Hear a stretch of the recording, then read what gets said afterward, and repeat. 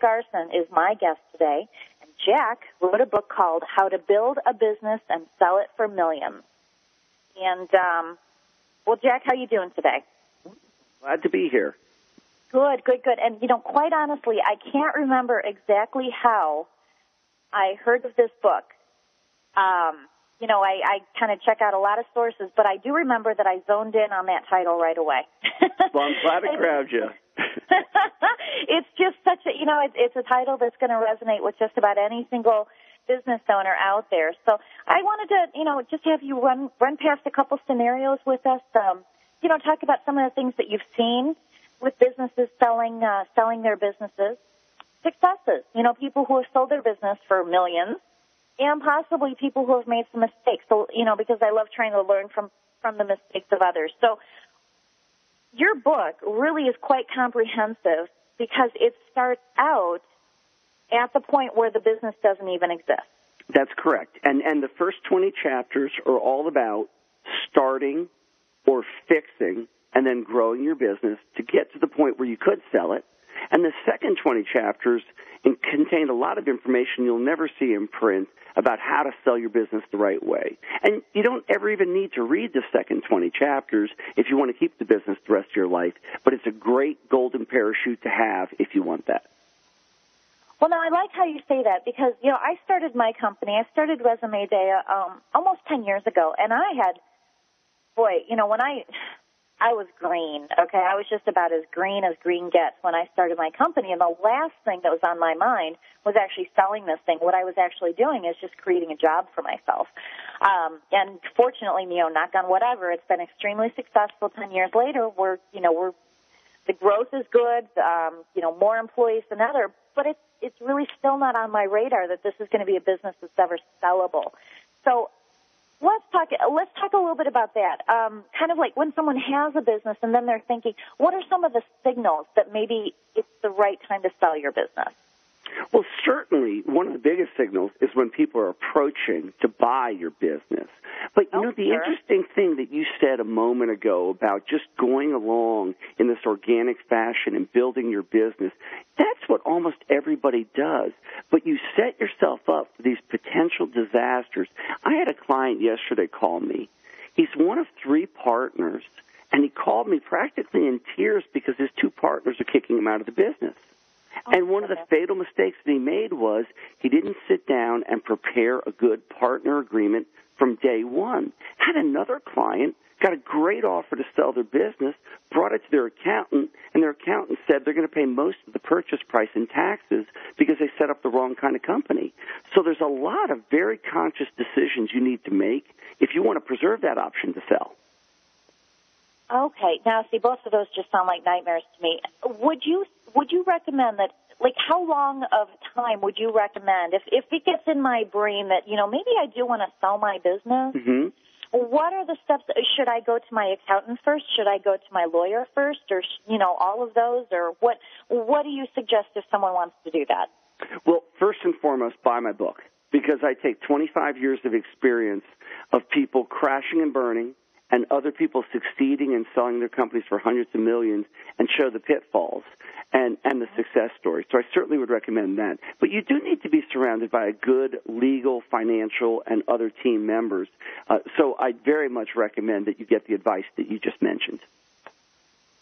And I agree, and that's one of the things I really did like about your book. I love case studies. I'm just a sucker for reading someone else's story instead of just being lectured to, and that's what your book does. It gives really, case studies and stories about people who have done this the right way. What I liked about, one of the things that I liked that you said is one of the worst things, well, I don't know if this, I'm probably paraphrasing poorly, but sometimes the worst thing within the business is the business owner or the entrepreneur themselves. Because they're not the people to take it to the next step. Is that right? It's so true. There's a phenomenon in the field of strategists that consult with businesses. There's a well-recognized phenomenon called the founder's dilemma, and it simply is the dilemma that the people that are best suited to starting a company are often worse suited to growing it to a medium-sized company. Jack Garson is the author of How to Build a Business and Sell It for Millions. So if you're planning to buy one, they do everything and they do it to a high level of and make sure then when it goes to you're getting the company that will have the profit to expect. But any business you purchase has to have 4 characteristics. Consistent profitability, a competitive edge, sustainability, and scalability. And if you're a seller? We're about to face a cycle that's going to produce tremendous returns for business owners. More practical advice on our website, Keyword News Links. Deborah Feinstein, 103.5 FM and WTOP.com. But you know how, like you said, just the person that wants to be the person, how are they able to get out of that mindset to say, okay, I'm not the person who's going to take this to the next level? Does that come? Do you think that that's an advisement that comes from outside, or how does that happen? It almost always comes from a trusted advisor. I have to coach people because their identity is so caught up in an achievement identity where they're used to getting all the attaboys or attagirls for success. They have to learn to change from Michael Jordan, the star player, to Phil Jackson, the star coach. And they have to learn how to take a lot of pleasure and obtain an identity in mentoring other people and having them succeed. Because at the end of the day, they're going to get a very, very large check if they can make that transition. Well, and the beauty of it is they will still be an achiever, but they're just going to be wearing a different hat in that achievement. They're going to be playing a different role. But ultimately, by letting go and let someone else come in, you can have a different type of success. And what you're saying is a more lucrative type of success. Very well said. That's the key to growing. That's the key to growing. One thing, let's take this to the beginning now, because, and I know plenty of people say it's a recession is a great time to start a business because so many successful businesses, IBM, HP, all these great businesses have been started in the recession. And, while that's good to hear, it's not always viable for a lot of people because of financing. Right now, the banks are just not lending. And you put a brilliant quote. Mark Twain is just, one of my quote idols. What was it now? Bankers, someone who's going to lend you? Yeah, bankers like the fellow who lends you his umbrella when the sun is shining and wants it back at the first sign of rain. I love it. The first sign of sprinkles, give me that umbrella back because now I need it. Right. So in this day of, financing really is quite shrinking up. That's correct. What are you suggesting? How are people getting financing? Well, I would say that a lot of people are trying to get money from investors, and you can do that if you're a little bit further along and you have a compelling presentation and you can show the folks you don't need the money. On the contrary, this is an opportunity for the investor to make money. Do not look desperate for investors. You have to spend money to get money from investors. When it comes to family and friends, I say borrow very reluctantly. I mentioned in the book, think about what you'd be doing to your parents' retirement if you lost their life savings. But there are a couple of things that I call savvy substitutes that are very good for startups. One is, especially if you're in a service business. Let's say you're a young architect in an architectural firm and you've developed a good relationship with a couple of your clients. Well, maybe if you cut your rate, they would agree to give you business when you go out on your own for the first year on a guaranteed basis. And having guaranteed work for the first year in business is a tremendous substitute for cash. Another thing that I recommend is start small. I see so many people, restaurateurs, contractors, etc., and they just go to the full extent of their dream in the first fell swoop. They spend $400,000 on kitchen equipment, hire 30 employees, decorate the space, get linen tablecloths. Well, it's no good if you fail in 3 months. If you start out with something really tiny and succeed, it might set you back 5 years, but it might be a path that is a consistent path to success. So both of those I use with folks that have less money to start with. Well, I like in that first example, I think the real lesson there is everything is negotiable. That's correct. You know, and you're right. It's not always about the cash. It's what other thing, you know, and this is actually what I advise my job seekers to do. If they're trying to get a job and they know that the salary just isn't going to come in what they're looking for, well, let's take a look at what other things they're offering. You know, maybe there's an extra, maybe there's an extra 401k percentage that they can throw in, or vacation, you know, pension, all that other kind. So everything is negotiable. It's not always about the cash up front. And, you know, the second that you were talking about with the restaurants and everything, my goodness, isn't it I think it's the restaurant industry where, unfortunately, they're usually the ones to go out within the first year. Is that right? It is so true. I call it a redistribution of wealth, because they take all the money from their family and their bank account, and they end up giving it to their landlord and their contractors. Oh, and the linen sellers, right? The fancy tablecloth and napkins. So, my goodness gracious. Yeah, what a difficult, it's got to be a just broken-hearted experience there. So what are some of the lessons that you'd like to share with people, whether, you know, whatever stage they're in, whether they're thinking about opening a business now or whether they're in business and thinking, well, maybe 10 years down the road, what can you tell people? Well, I would say, especially for the startup, because there are so many people that are toying with the idea in this difficult economy where there's not a lot of jobs, that the 4 key criteria that you need to focus on are profitability, consistent profitability, and really test it to make sure you're regularly going to be profitable when you sell what you have to sell. The second thing that you need to do is have a strong competitive edge. Once you attract that once you are profitable, you'll attract competition, and you need a way to fend off that competition. Warren Buffett calls it having a moat around your business that protects you, and it can be anything from lowest prices to a patent, to good service, to exclusive arrangements with suppliers. The third thing people need to think about is sustainability, your ability to get through difficult times. 1 out of 3 businesses will fail within 3 years for lack of cash.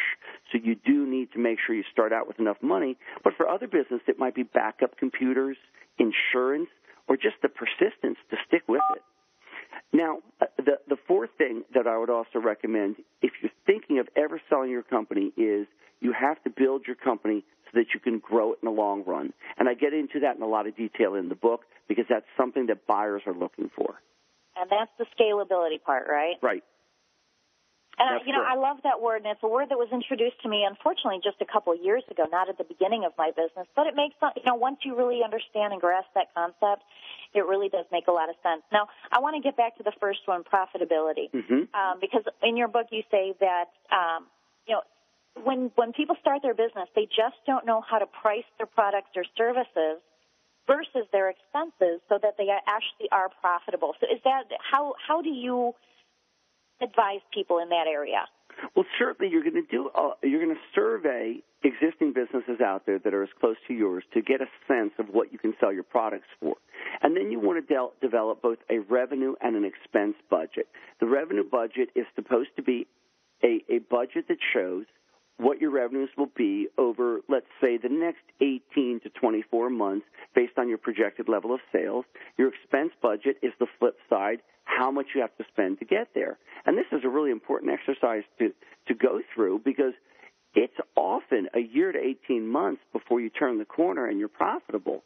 Well, in that interim period, you're going to be running a deficit, which means you need an amount that exceeds that deficit to stay in business to the point where you turn profitable.